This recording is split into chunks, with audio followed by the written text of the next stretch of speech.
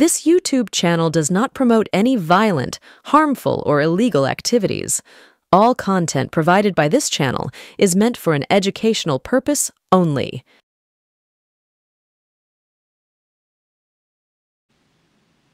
সম্প্রতি মমতা বন্দ্যোপাধ্যায় বিধায়কদের নিয়ে একটি বৈঠকে বসেছিলেন। সেই বৈঠকেই দলটা তিনিই চালাবেন, সংগঠনটা তিনিই চালাবেন, এমনটাই জানালেন মমতা বন্দ্যোপাধ্যায়। তাহলে অভিষেক, তার কি হবে? অভিষেক বলেছিলেন পারফরমেন্সের ভিত্তিতে সংগঠনে রদবদল হবে। মনে থাকবে আপনাদের গত 21শে জুলাই। সেই মতো চোখের চিকিৎসার জন্য বিদেশ সফরে যাওয়ার আগে একটি তালিকাও নাকি তিনি মমতা বন্দ্যোপাধ্যায়কে দিয়ে যান বলে তিনি নিজেই জানিয়েছিলেন। কার্যত দেখা গেল মুখ্যমন্ত্রী বিধায়কদের থেকেই তালিকা চেয়ে বসলেন। তাহলে অভিষেকের তালিকা কি ডাস্টবিনে চলে গেল?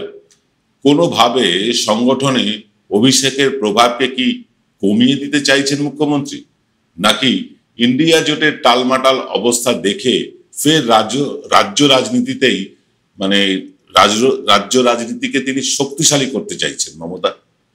পারফরমেন্সের বদলে আবার আনুগত্যই কি প্রাধান্য পেতে চলেছে তৃণমূলে?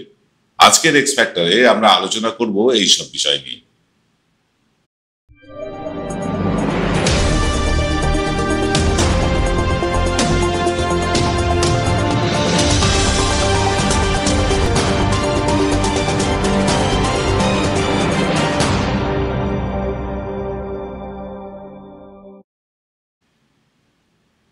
নমস্কার, শুভ সন্ধ্যা। আমি আপনাদের প্রবীর বিশ্বাস। দেখতে শুরু করেছেন আপনাদের সবচেয়ে পছন্দের বাংলা ইউটিউব চ্যানেল এনকে ডিজিটালের সান্ধ্য সম্প্রচার x factor.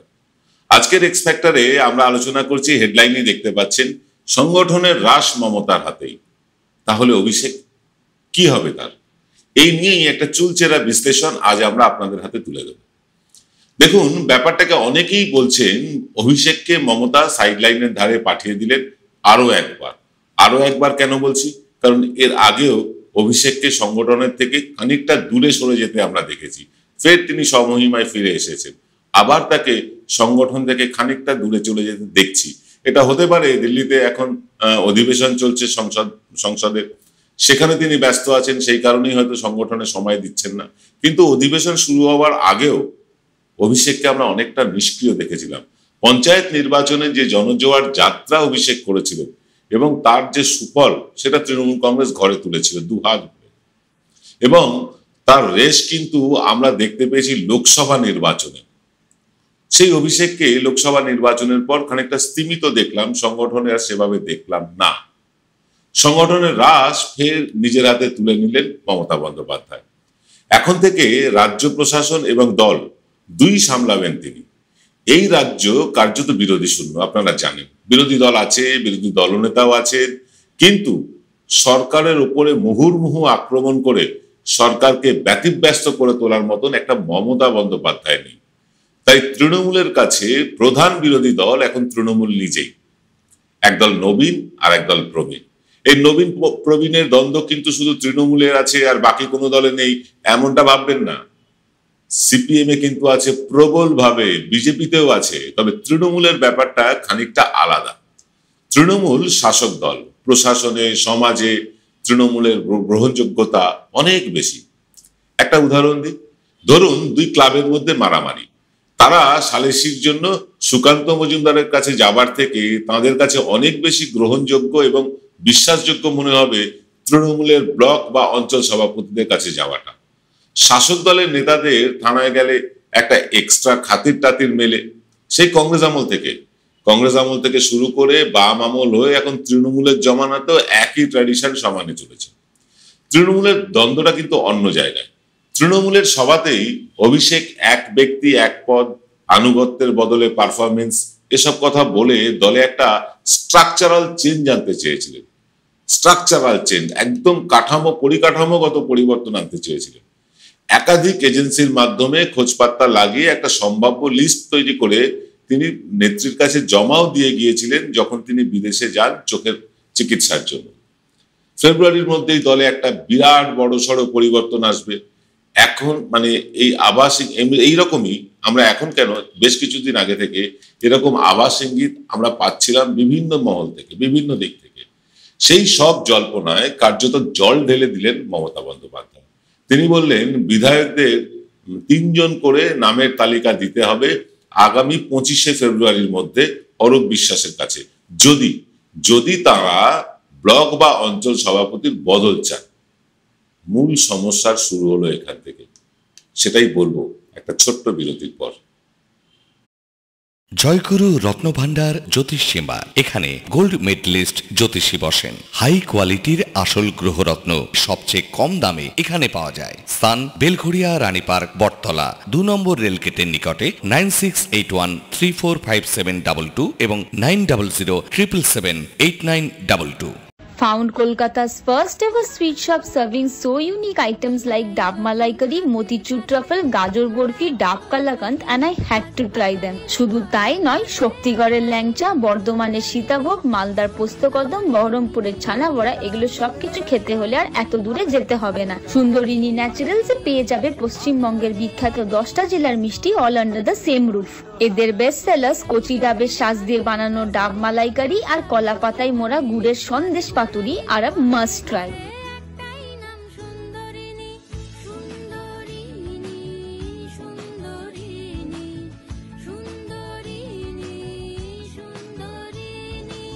Welcome to the world of civil business.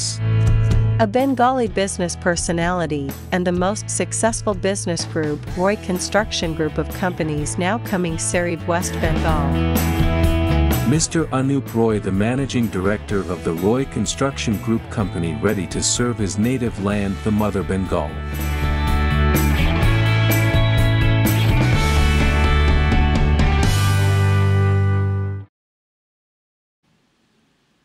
Film বিরতির পর আপনারা দেখছেন বিশ্বজোড়া বাঙালির আওয়াজে এনকে ডিজিটালের সান্ধ্য সম্প্রচার এক্স ফ্যাক্টর। মমতা বন্দ্যোপাধ্যায়ের কাছে ইতিমধ্যে একটা লিস্ট আছে, যেটা অভিষেক বন্দ্যোপাধ্যায় তাকে দিয়েছেন। আবার তিনি বিধায়কদের কাছ থেকেও 3 জন করে নামের তালিকা চাইলেন। গন্ডগোলটা এখান থেকেই। সেই গন্ডগোলের কথা আমরা একে একে বলবো আপনাদেরকে। গন্ডগোল ঠিক বলবো না, এটাকে সমস্যা বলতে পারি।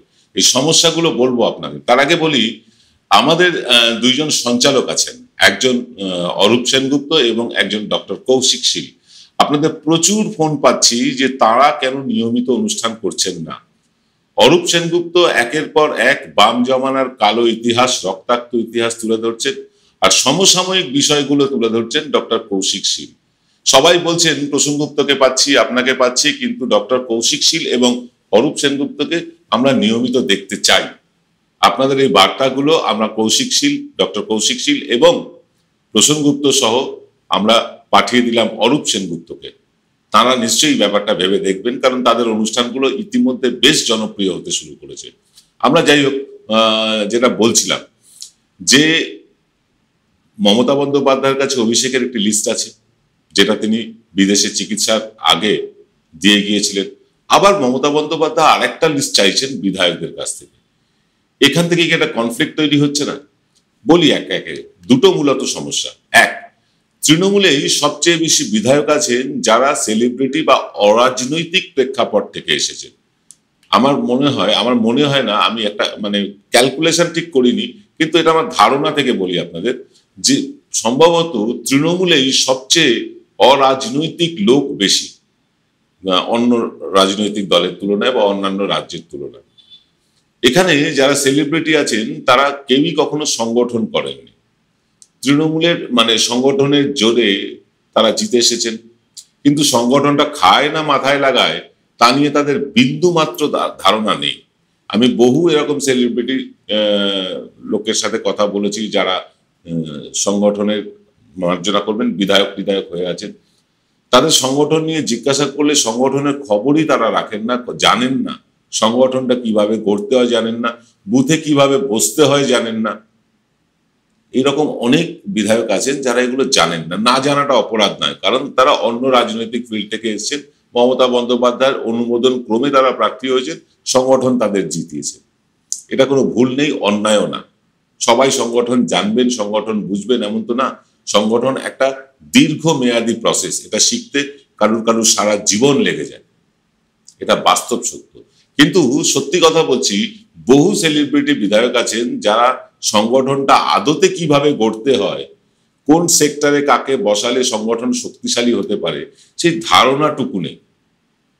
যারা কখনো সংগঠন করেননি মানে তারাই এবার ঠিক করে দেবেন সংগঠন কে বা কারা চালাবে।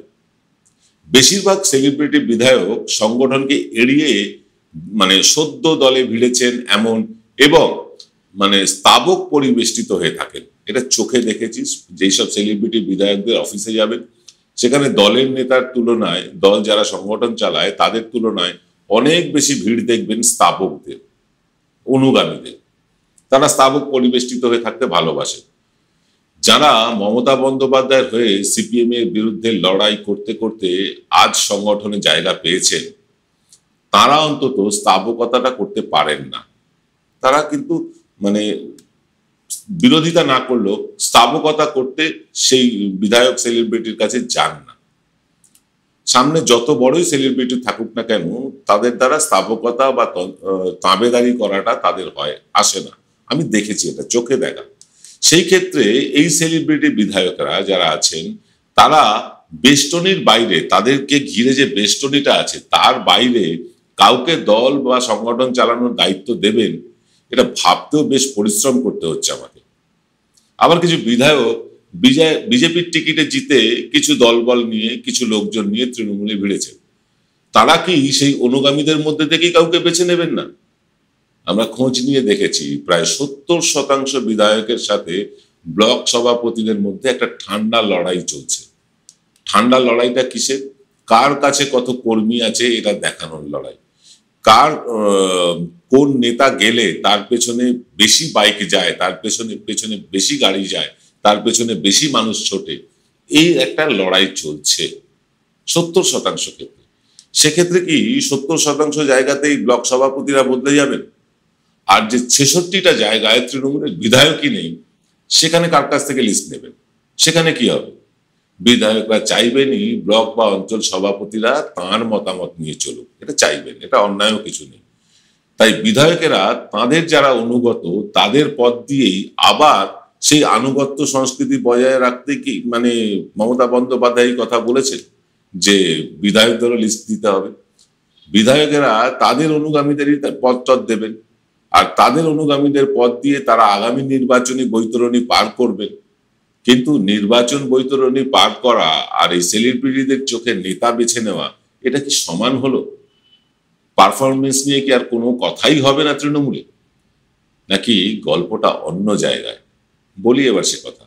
অভিষেকের দেওয়া লিস্ট ইতিমধ্যেই মমতা বন্দ্যোপাধ্যায়ের কাছে আছেই।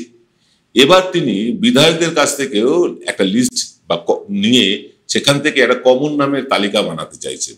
তিনি দেখে নিতে চাইছেন হয়তো যে অভিষেক বনাম মমতা এই দ্বৈরথের যে বায়বীয় লড়াই, এই লড়াইয়ের মধ্যে কারা আছে আর কারা নেই, কোন নামটা কমন, কারা অভিষেকের পক্ষেও আবার মমতার পক্ষেও, এই রকম নাম তিনি কি বেছে নিতে চাইছেন? মনে রাখতে হবে নামটা কিন্তু মমতা বন্দ্যোপাধ্যায়, যার মতো ধুরন্ধর বুদ্ধিমতী পলিটিশিয়ান এই মুহূর্তে ভারতে একটাও নেই। না, অমিত শাহ নয়। অমিত শাহের কাছে যদি দল ক্ষমতা না থাকে অমিত শাহকে কেউ চিনতই না। ভারতবর্ষের মানুষ চিনতই না অমিত শাহকে যদি বিজেপি সরকারে না আসত। কিন্তু মমতা বন্দ্যোপাধ্যায় কেন্দ্রের সরকারে না থাকলেও ভারতবর্ষের প্রতিটি রাজনৈতিক সচেতন মানুষ অন্তত মমতা বন্দ্যোপাধ্যায়ের নামটা জানেন, তাকে চেনেন। মমতা বন্দ্যোপাধ্যায় এমন এক ব্যক্তিত্ব যার ডান হাত জানে না বাঁ হাত কখন কি করবে। তিনি কাকে নিয়ে কি ভাবছেন এটা স্বয়ং ব্রহ্মারও সম্ভবত অজানা। তাই 25শে ফেব্রুয়ারি বিধায়কদের লিস্ট জমা পড়বার পরে হয়তো মাসখানেক লাগবে তার স্ক্রুটিনি করতে। তারপরেই জানা যাবে আগামী বিধানসভা নির্বাচনে দলের সাংগঠনিক রাশ থাকবে কাদের হাতে। এই নিয়ে কিন্তু দলের অন্তরে চর্চা শুরু হয়েছে। বিধায়করাই যদি সংগঠনের লোক বেছে নেবেন তাহলে যারা সংগঠন করে আসছেন, যারা কখনো জনপ্রতিনিধি হওয়ার বাসনাও নেই, হননি, তারা কি এবার বাতিলের তালিকায়? জানতে আমাদের আরো মাসখানেক হয়তো অপেক্ষা করতে হবে। আর আপনারা অপেক্ষা করুন আগামীকাল সম্ভবত সকালে আমরা কোনো অনুষ্ঠান করতে পারবো না। আগামীকাল রাতে অবশ্যই আসবো, কিন্তু সকালের অনুষ্ঠানটা আসবে কিনা এই মুহূর্তে গ্যারান্টি দিতে পারছি না। রাতে নিশ্চয়ই দেখা হবে আপনাদের সাথে আবার এক্স ফ্যাক্টরে। সকলে ভালো থাকবেন, শুভরাত্রি।